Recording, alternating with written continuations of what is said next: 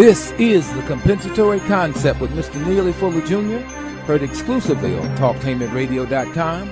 I'm Brother Kahari, sitting in always with Mr. Fuller. Mr. Fuller, of course, is the author of 2 definitive works in the area of racism and all of the things that it has done historically and in the present day. And joining us right now is Mr. Neely Fuller Jr. Mr. Fuller, how are you doing, sir? I'm still learning. Mr. Fuller, one of the things that has always caught my attention about the scene that we play often from Godfather, from the original Godfather, one is the guy that just said what he said. He said, it's not the act of a friend. But for some reason in that scene, a lot of people did not understand that this guy was revealing his hand as a master deceptionist. And one of the things I guess I want to get into in this first segment of the show is, how do you spot deception? How do you know it when it's being played out, especially racial deception? A lot of people are absolutely fooled by the tricks that are being played against them, and they seem to have no knowledge of when deception is being used. It's like the magician's trick. I mean, you just don't know when magic or alchemy is being used on you, and you think it's one thing and it's something completely different. And over the years, this ability to deceive has gotten much, much, much better. And it's more, to use your term, more refined. It's like refined sugar. I mean, you give me sugar. If you eat a lot of sugar, everybody knows what that'll do to you. It messes up your teeth, messes up your organisms, everything. But before we get to how to spot deception, Mr. Fuller, tell us about your 2 definitive works and how we can get them. You can, the definitive works are, it's in the form of a book, and also in addition to the book, that's in the form of another book, but basically it's the same book. It's, the basic title is the United Independent Compensatory Code System Concept. Now that wouldn't mean anything until a person actually read what it meant in the books, but there is a subtitle that gives an explanation of what the books are about. And that subtitle is a textbook workbook for thought, speech, and or action for victims of racism.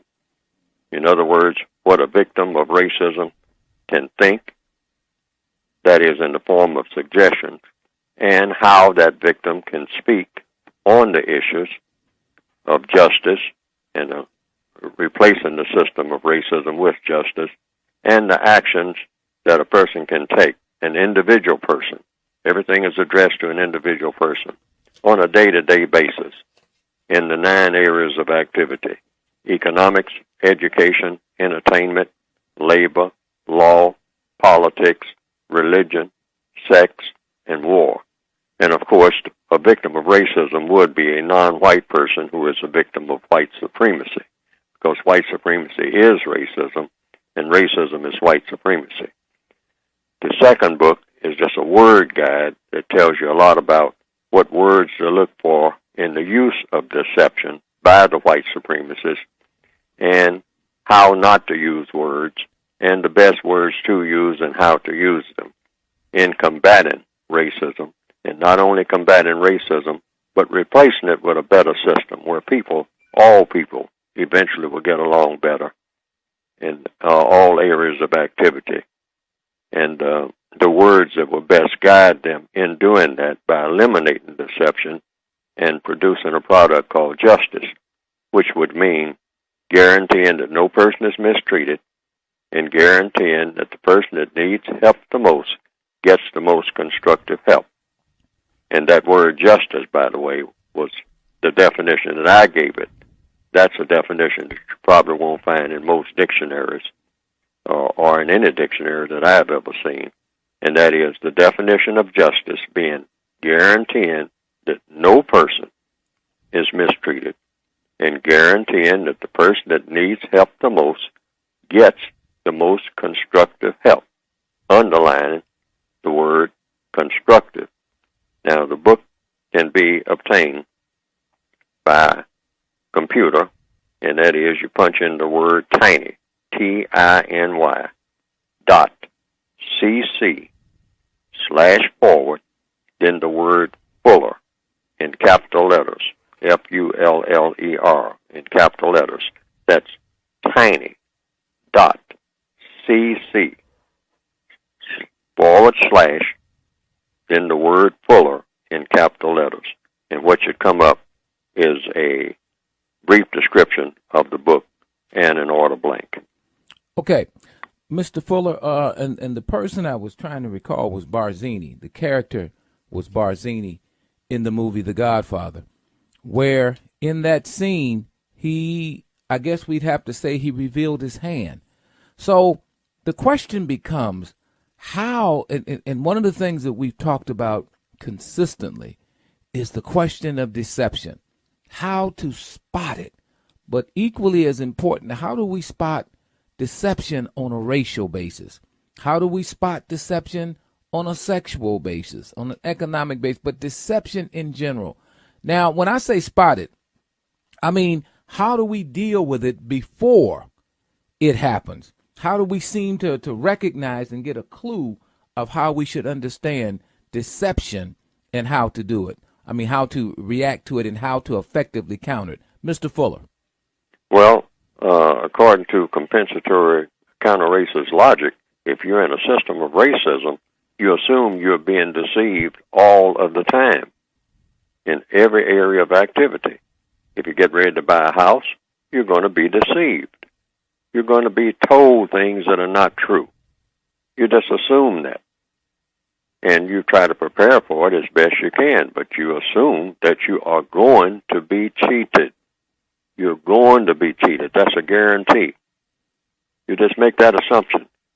And that's under economics, you might say. I mean, the purchase of a house, in the use of money, in any money transaction. If you go to the grocery store, you're going to be deceived through advertising. You're going to be told about products that do not do what they say they're going to do. If you go to a hardware store, you're going to be deceived. You just assume that. That's just in the area of economics, which I say is basically the use of your time and energy. And in the use of time and energy, you're going to be deceived in a system of racism, because a system of racism cannot survive without massive deception 24 hours a day in all areas of activity. If you are going to purchase a vehicle, people always go into a lot where they're selling cars. And I know I've experienced that. And I go in feeling nervous, not feeling glee or joy. It's a chore. Now, why would it be a chore? Why would buying a vehicle, something that is very necessary in this day and time for most people, be a chore? You should look forward to it with joy. In fact, you're told in the advertising to look forward to it with joy. But somehow when you arrive and sit down and start talking about working out the terms and all like that, why is it that you're not just overwhelmed with joy? And if you are overwhelmed with joy, it means that you are not very aware of what's going on, because you should, by logic, feel depressed that you have to go through this because of what? You think that you're going to be deceived. You're going to be cheated. People are going to take advantage of you, of what your lack of knowledge and understanding of what is really going on. And what is really going on is a form of deception. And this is in every area of activity. In education, you sit down, or you send your offspring to a school, or you go to school yourself, and you sit down at a desk, and you're told things. Someone comes there with a pointer and goes to a blackboard or a whiteboard, and they say, now this happens. This is what happened in history, and this is what happens in economics, and this is what happens in this, that, and other. And what you're learning is a lot of deception. You're being told things that are not true, because that's what deception is about. First of all, being people saying things to you that are flat out not true. And then you go through every area of activity, and you get the same thing. In religion, you're being deceived. You're told things that are not true. And a master deceiver, like the white supremacists are in a system of white supremacy, will tell you things repeatedly in all areas of activity that are simply not true. And when you're being deceived, you are being harmed. Almost all deception is in the form of some type of harm. We're getting ready to celebrate. It's something called Halloween. Halloween is teaching young people how to be deceptive. They say have an expression, trick or treat. And they're wearing masks. What kind of message is being sent there? And this is considered to be innocent. But what kind of message is being sent? And it's racially connected, of course, because in Halloween, what is one of your dominant colors? You have orange, that's a color, but your dominant color during Halloween is black. And it's about forebodings. You have witches who are dressed in black. You have bats that are black. And these are things that you're supposed to dread. You're supposed to dread witches. You're supposed to dread bats. And everything, the sky becomes dark. And then you're going into the dark, into the night. And you're dressed like what they call ghouls, who in many cases are black. And they approach the door, and they knock on the door, and they say, well, you'll either treat me or I will trick you. Trick? Where'd that come from? Is that some form of deception? You're supposed to expect something that's not going to be pleasant. If you don't have some type of treat for the person who is simply knocking on your door, that's a message to being sent to young people. Now here, right in the midst of a hurricane named Sandy, maybe, rather than right here on the edge of Halloween, young children should be taught, forget about Halloween. Forget about it forever. Go and knock on doors and see if you can be of some help to someone. See if you can get some of the sand out of the yard. See if you can get some of the mud out of the streets. That would be the way to spend this time. Be of help, constructive help. Justice is about constructive help. People need help of some type all the time. This is what should be taught in a school. This is what should be taught in every area of activity, not just in education, but in entertainment, which Halloween is supposed to be entertainment. Mm-hmm. But it's non-constructive entertainment. It sends an incorrect message. So, it teaches young people to be treacherous. Say trick or treat. That's treachery. I'm going to pull something on you that you didn't expect. And it seems innocent on the surface, but when it spills over later on, you have someone knocking on your door and says, I'm the maintenance man. And the person is not the maintenance man. The person came there to rob you, trick or treat, deception. that's heavy.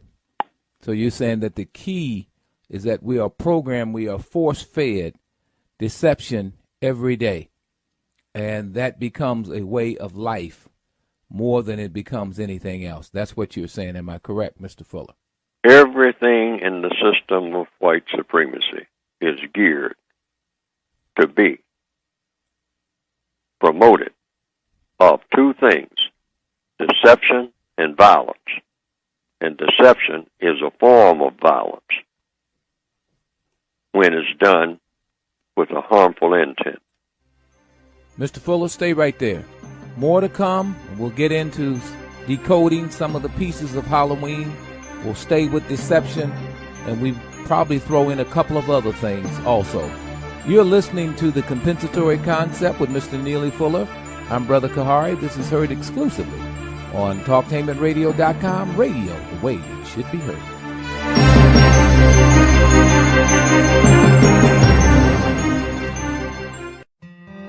Hi, I'm Keith Lusher, authorized agent for Anthem Blue Cross Blue Shield. Looking for high-quality health coverage that fits your budget? We have a large network of providers to ensure that you get high-quality care for a low cost.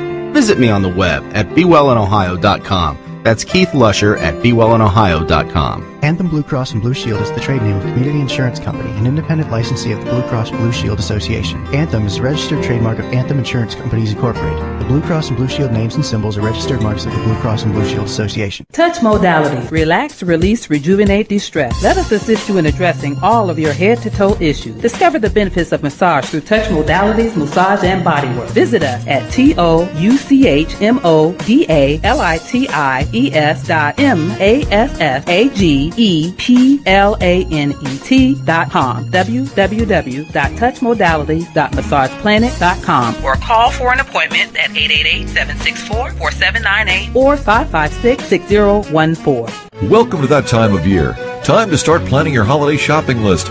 And if you have book lovers on your list, then think about a visit to the Village Bookshop on Route 161. Located in an historic old church building in Linworth, the Village Bookshop is Ohio's largest book clearinghouse outlet. Save up to 90% on the widest array of books available anywhere, with something for just about everybody on your shopping list, even yourself. The Village Bookshop, just west of Route 315 on 161, open 7 days a week, 614-889-2674. Relaxation, body, and mind transformation, all happening at Miami Jacobs Massage and Spa Clinic. Enjoy Swedish massages, hot stone massages, and couples massages, plus mud wraps, salt scrubs, paraffin dips, aromatherapy, facial massages, and more, all at a great value. We use the products gentle enough for sensitive skin. All students are supervised by a licensed massage therapist for the best quality care. Not only can you enjoy any of our great services, but we also offer gift cards for our services and products, great gift ideas for your family and friends. Now is the time to feel great inside and out, so bring your friends to Serenity Spa, located at 150 East Gay Street in Columbus. For more information, call 614-221-7770. That's 614-221-7770. Serenity Spa at Miami Jacobs Career College. Changing futures, changing lives. This is Jason Austin with Corey Insurance, where we believe in giving others resources, education, and empowerment. We specialize in life, auto, home, and small business insurance. We want to give you and your family the protection they deserve. Give Corey Insurance a call today for a free quote at 614-316-2117. Again, that's 614-316-2117. Look forward to hearing from you. I'm Tammy. I got your lucky number, heard exclusively on Conversating the AM at 11 a.m. Mondays and Fridays. Make sure you tune in for your lucky number. Punch in TalkTainmentRadio.com and click on Listen Live and listen for your lucky number. We've got the power. Justice is better than racism. This is The Compensatory Concept with Mr. Neely Fuller Jr., heard exclusively on TalkTainmentRadio.com. Radio, the way it should be heard, the world's greatest radio. You're in touch with The Compensatory Concept and Mr. Neely Fuller Jr. I'm Brother Kahari.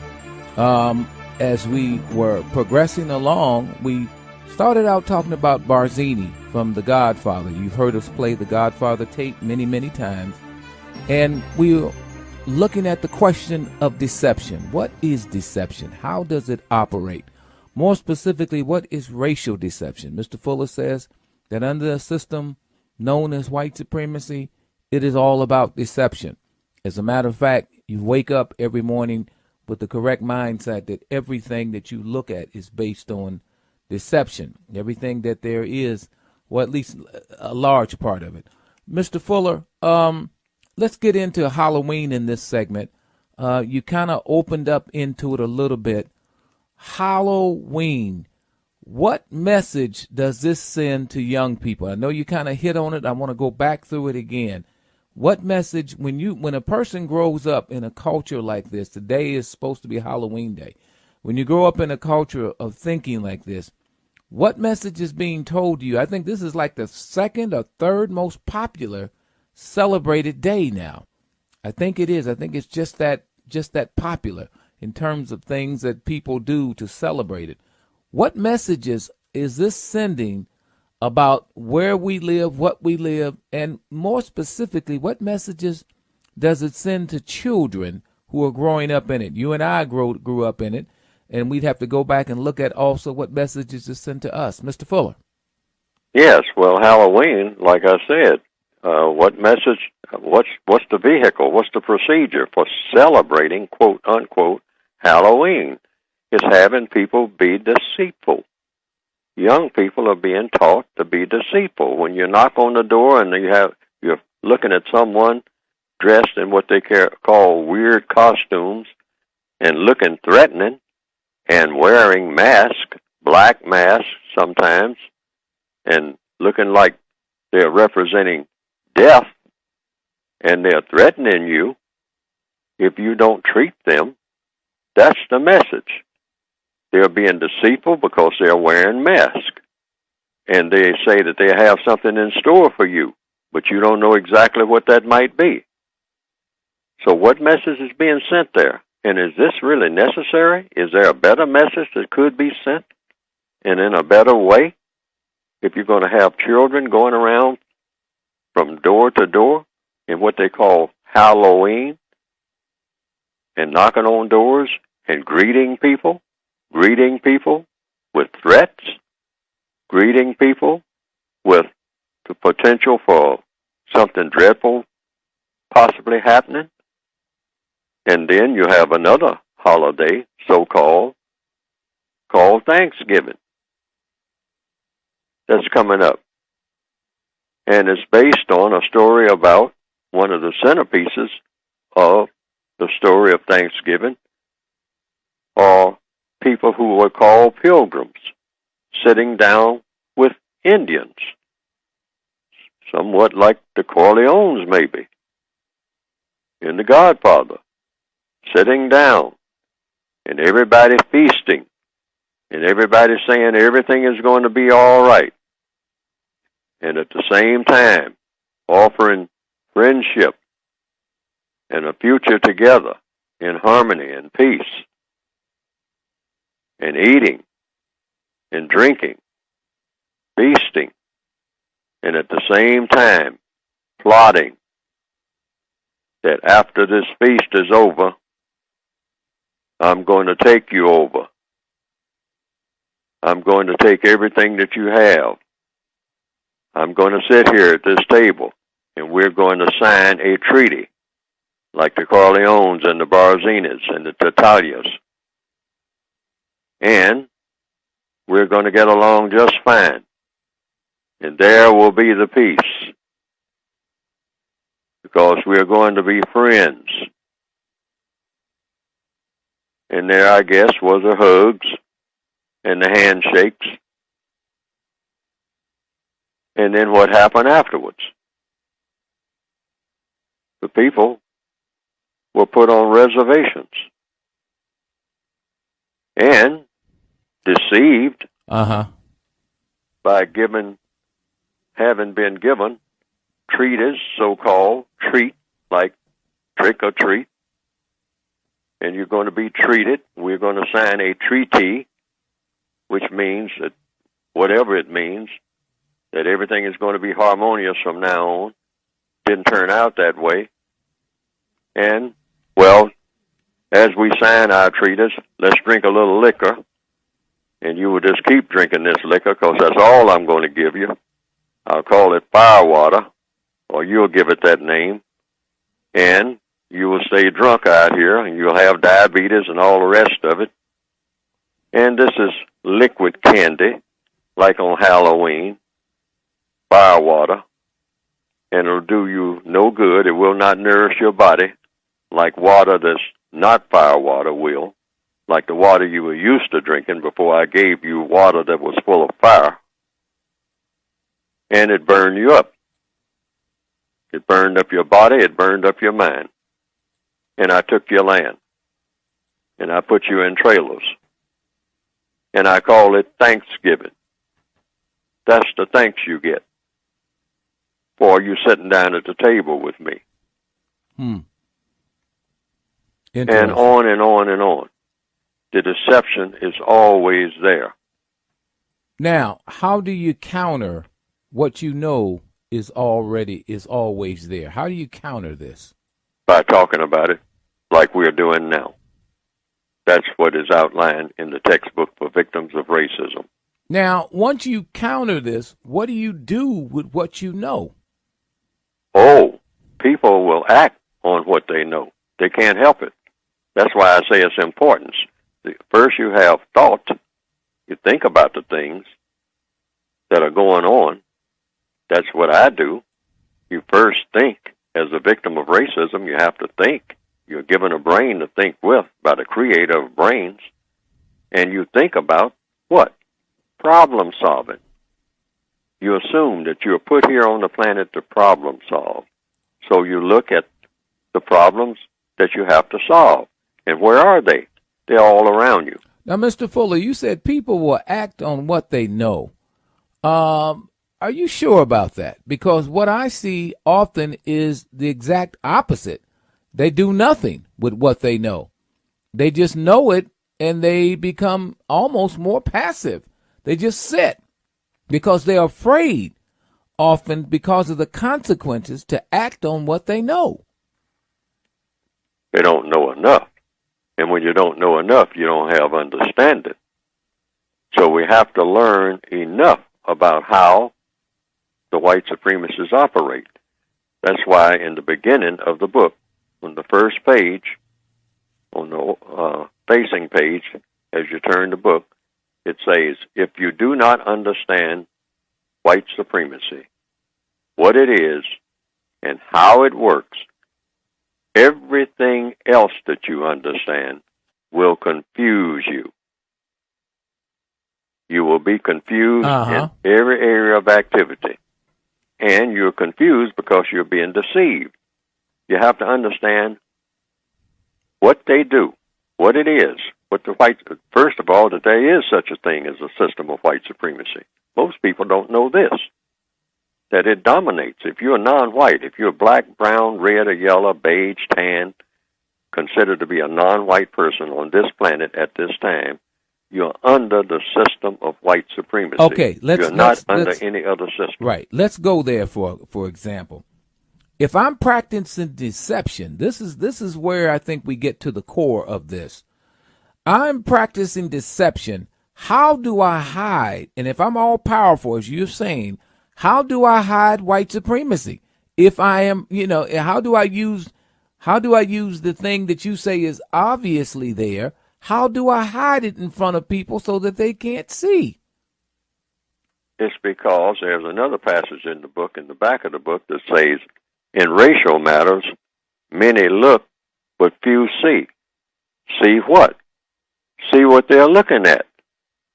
In other words, you're looking at it all the time, but you don't see it. It's like a fish that's born in water. Or, a better analogy, it's like a slave that's born on a slave ship. A slave can be born on a slave ship. A baby could be born on a slave ship.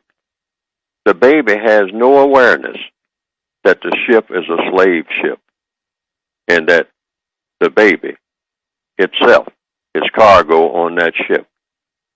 And that's the plight of the non-white people on this planet in the system of white supremacy.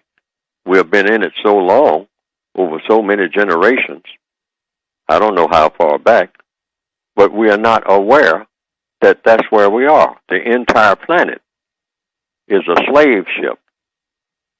The entire planet is dominated by people who believe in mistreating people based on color. And the people who are on the planet now were born into that system. So you have to, first of all, in order to know what to do about it, if it's a problem, and it is a problem, you have to, first of all, be aware of it, and that it takes in everything that you're doing, that you're on the ship. You can't be anywhere else except where you are. So it's not like your racism is something off to the side, and that's where some of the deception is. The white supremacists do teach that. They'll say, oh, yes, racism exists. It's somewhere out there. This is the way people talk about racism. They say it's out there. When you talk to black people sometimes, they'll say, oh, yes, I mean, racism is always a problem. It's out there. What do you mean out there? Out where? Name this where that you're talking about. You say it's out there. Okay, so it's out, meaning, is out is different from in. So when you say out, well, what about in? Is it any place where it's in? What are you talking about? See, but that's the way people, in a very intelligent way, will say that.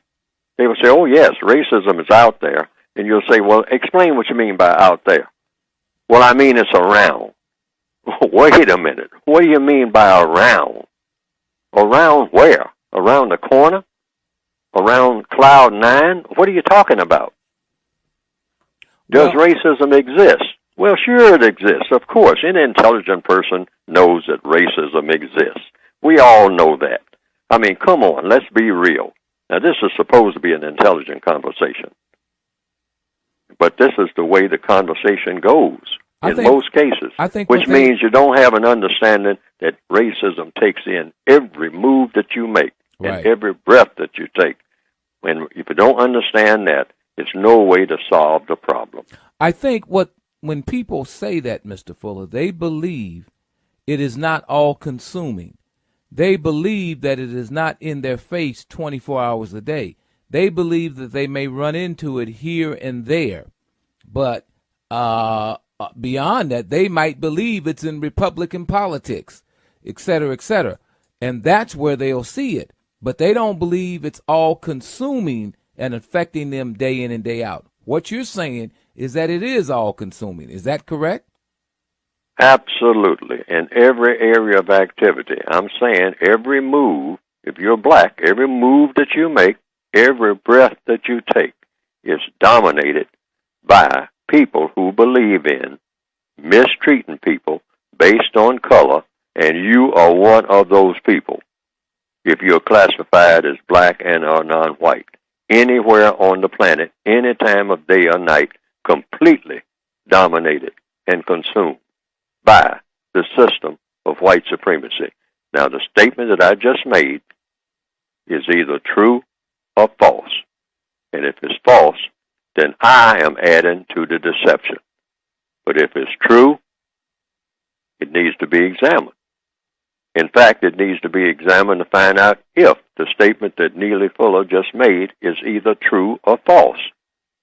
Because if we don't agree on this, we can't agree on anything. Now, when you say all-consuming, maybe it's best that we get an understanding of what that means, because a lot of people may not still get it. If you had to use concise statements to say what you meant by all-consuming, what would you say, Mr. Fuller?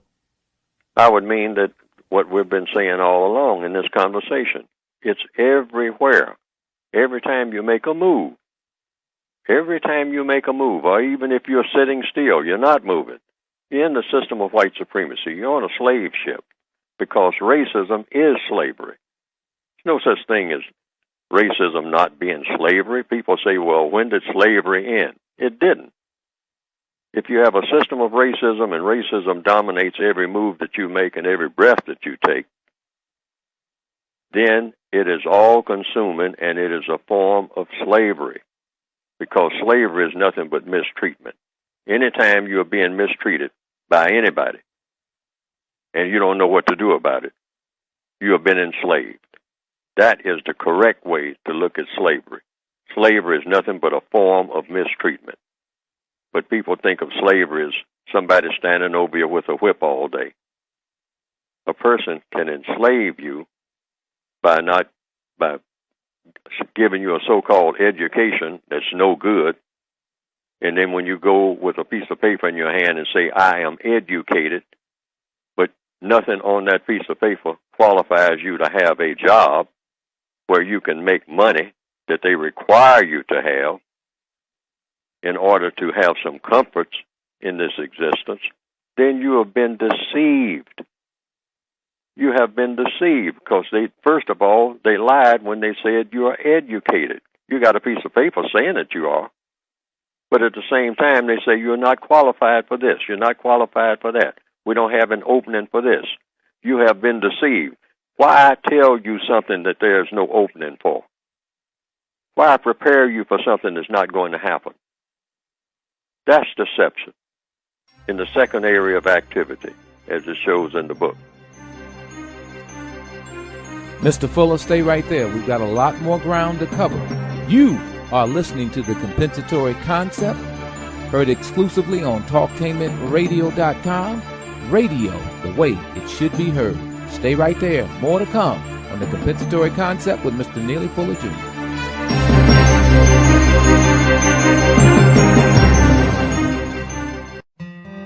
Hi, I'm Keith Lusher, authorized agent for Anthem Blue Cross Blue Shield. Looking for high-quality health coverage that fits your budget? We have a large network of providers to ensure that you get high-quality care for a low cost. Visit me on the web at bewellinohio.com. That's Keith Lusher at bewellinohio.com. Anthem Blue Cross and Blue Shield is the trade name of Community Insurance Company, an independent licensee of the Blue Cross Blue Shield Association. Anthem is a registered trademark of Anthem Insurance Companies Incorporated. The Blue Cross and Blue Shield names and symbols are registered marks of the Blue Cross and Blue Shield Association. Touch modality. Relax, release, rejuvenate, de-stress. Let us assist you in addressing all of your head-to-toe issues. Discover the benefits of massage through touch modalities, massage, and bodywork. Visit us at touchmodalities.com. www.touchmodalities.massageplanet.com or call for an appointment at 888-764-4798 or 556-6014. Relaxation, body, and mind transformation, all happening at Miami Jacobs Massage and Spa Clinic. Enjoy Swedish massages, hot stone massages, and couples massages, plus mud wraps, salt scrubs, paraffin dips, aromatherapy, facial massages, and more, all at a great value. We use the products gentle enough for sensitive skin. All students are supervised by a licensed massage therapist for the best quality care. Not only can you enjoy any of our great services, but we also offer gift cards for our services and products, great gift ideas for your family and friends. Now is the time to feel great inside and out, so bring your friends to Serenity Spa, located at 150 East Gay Street in Columbus. For more information, call 614-221-7770. That's 614-221-7770. Serenity Spa at Miami Jacobs Career College. Changing futures, changing lives.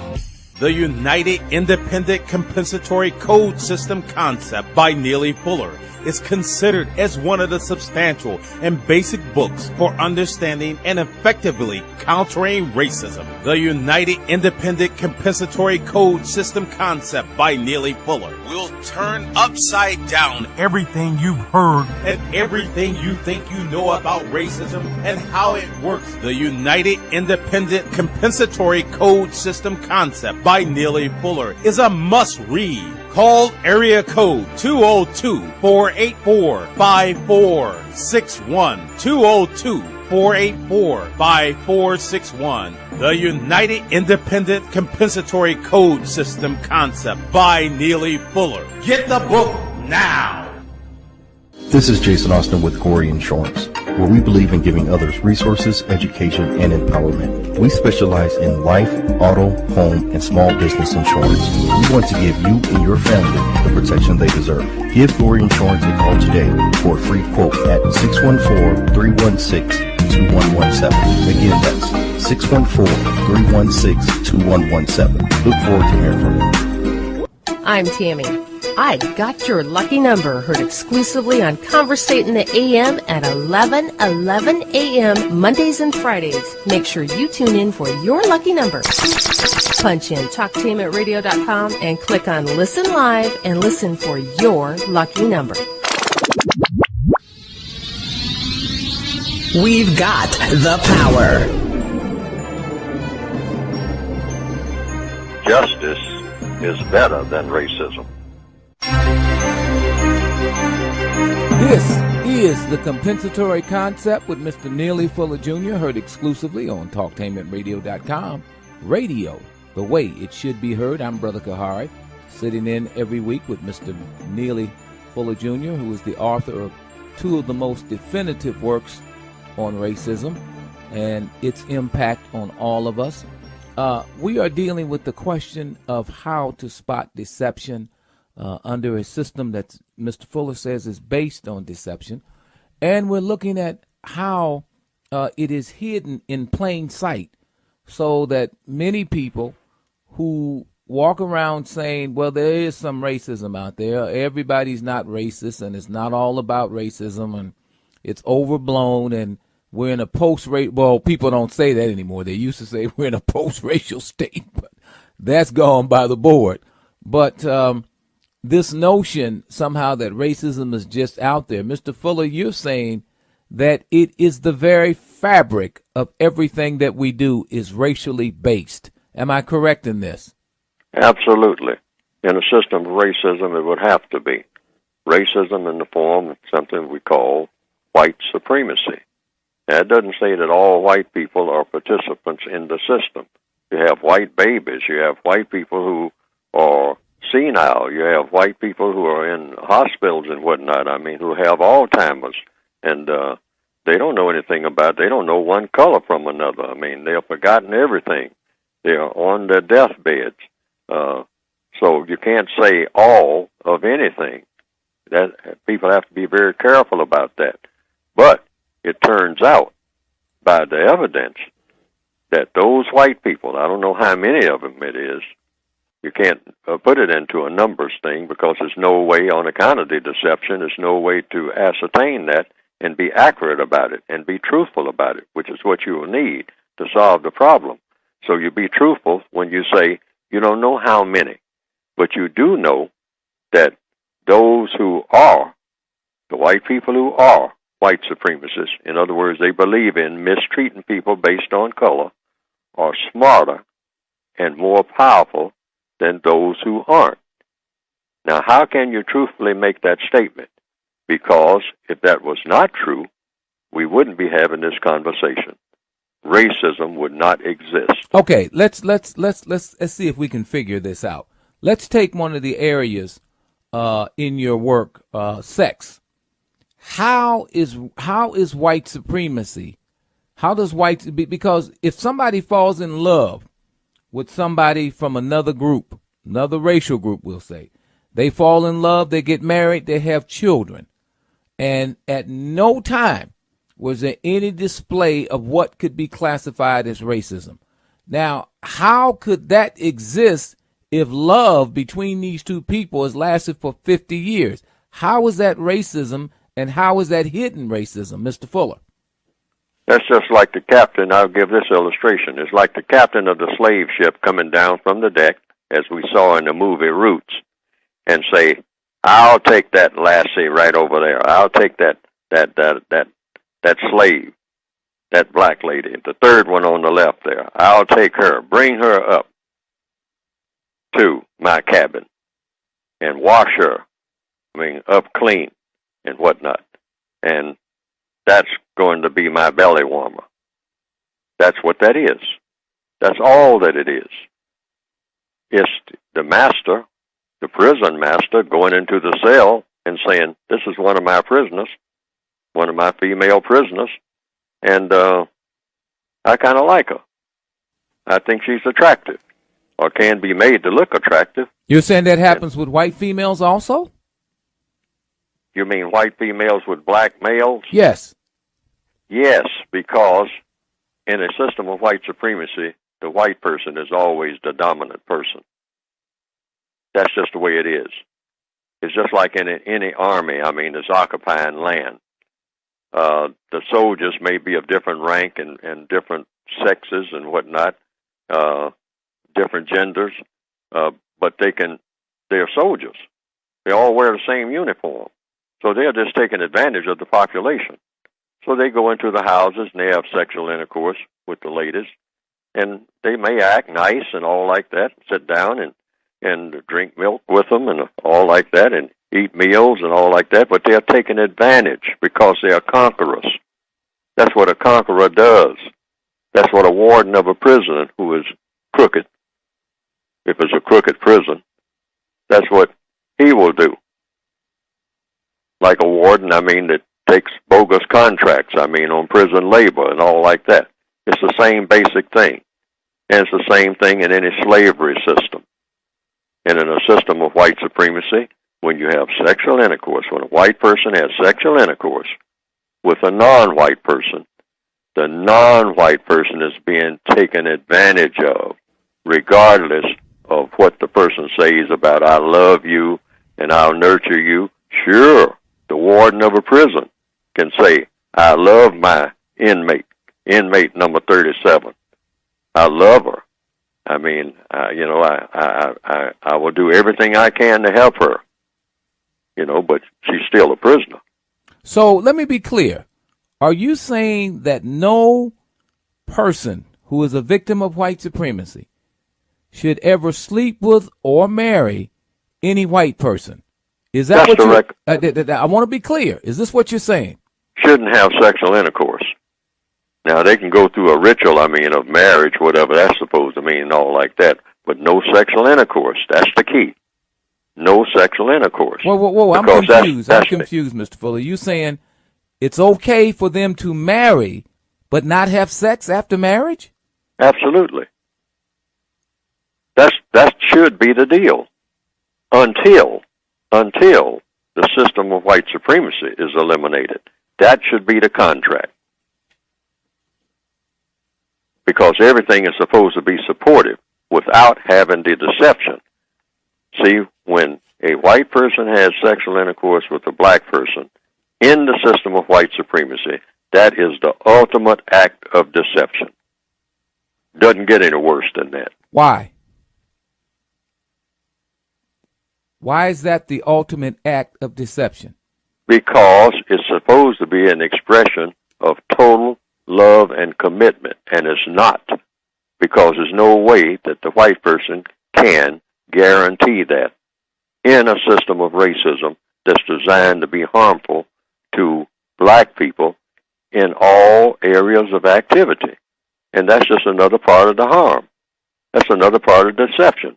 It's equivalent to sitting down at the Thanksgiving table. You're sitting there, everybody's feeling good, and everybody's eating and drinking and being merry and whatnot, but the land is being grabbed.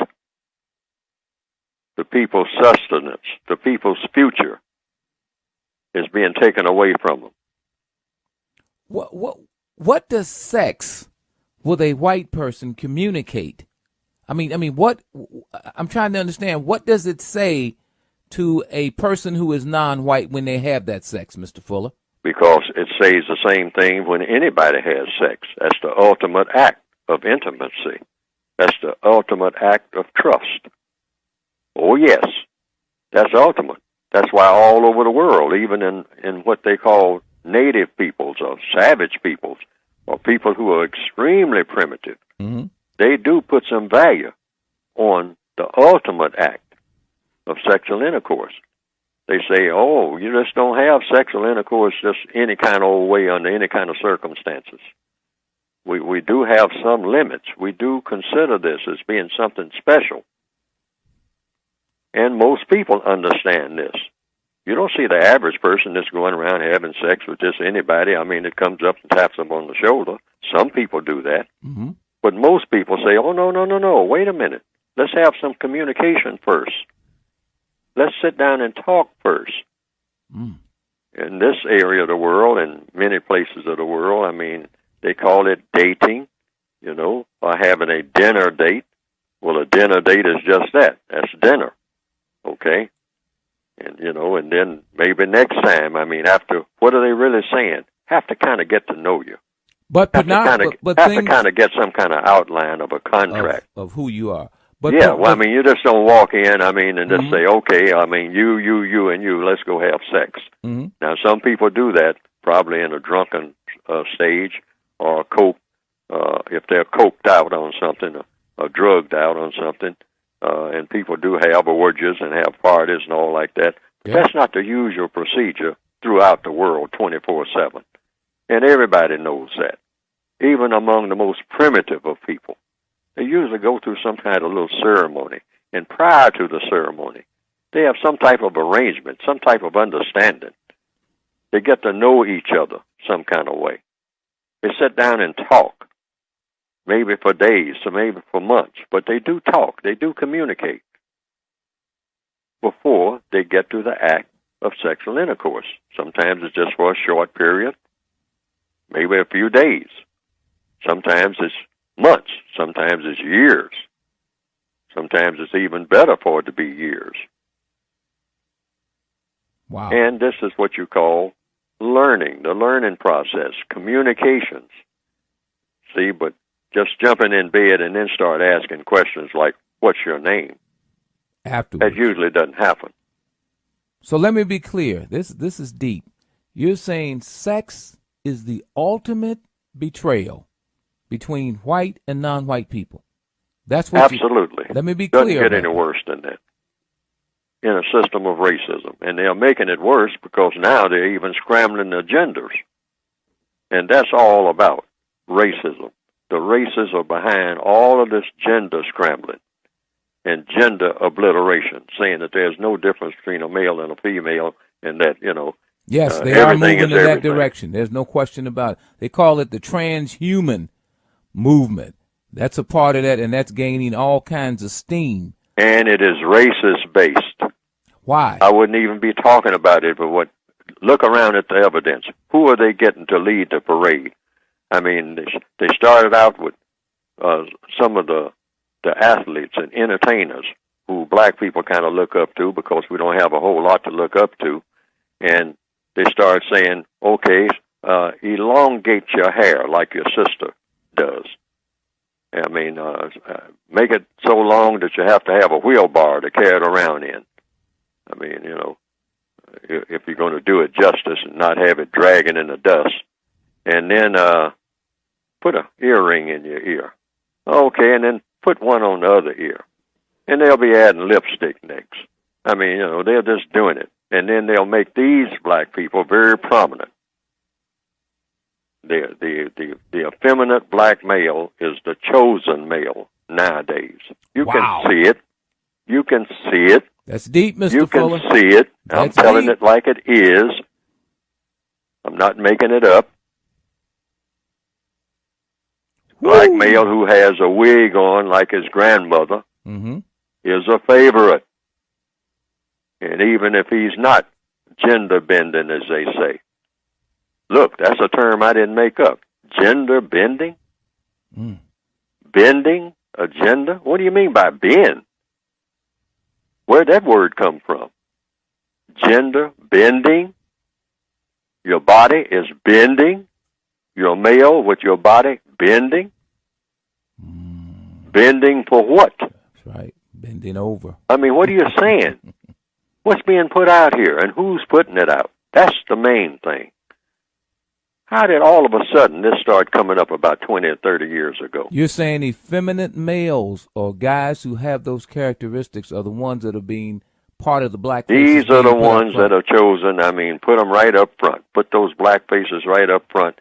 And as long as he's, has something about him that comes across as, you really don't, when you first glance, you might, just glancing at him, you might figure, is that a male or a female?